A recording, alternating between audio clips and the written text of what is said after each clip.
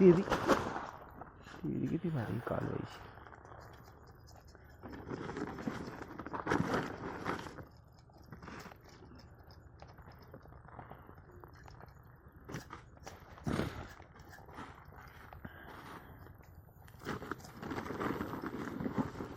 खत कसे मिक्सिंग केले जाते हे बघा.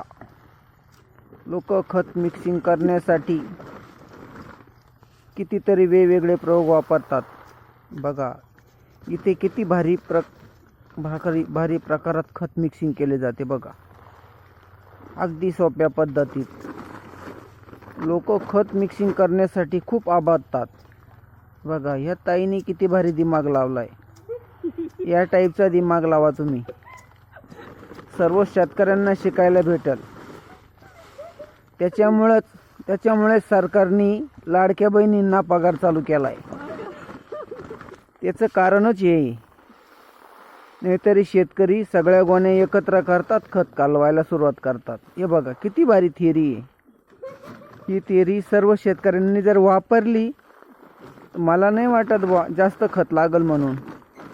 हे बघा आता सोनाग्रीन खत टाकत आहे ते. हे बघा किती भारी खत मिक्सिंग चाललंय. सर्व प्रकारच्या गोण्या ते मिक्सिंग करून राहिल्या. अशा पद्धतीत जर खत मिक्सिंग केलं, शेताला जर टाकलं तर खत जास्त लागणारच नाही. कमीत कमी खर्चात जास्तीत जास्त पीक. पण लोक सांगतात बायांना काही कळत नाही. माझा असा अंदाज बायाला सर्वात जास्त समजतं. काही शेतकरी तितके भारी आहे का बाई फक्त स्वयंपाकघरातच हुशार पाहिजे. अरे शेतीत पण हुशार पाहिजे भाऊ. सोपं नाही ते.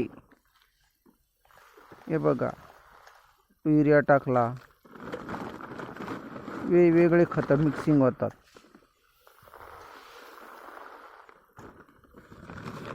किती सुंदर प्रकारे खत मिक्सिंग होतंय. बघा बघा बघा. वा याला म्हणते टेक्निक.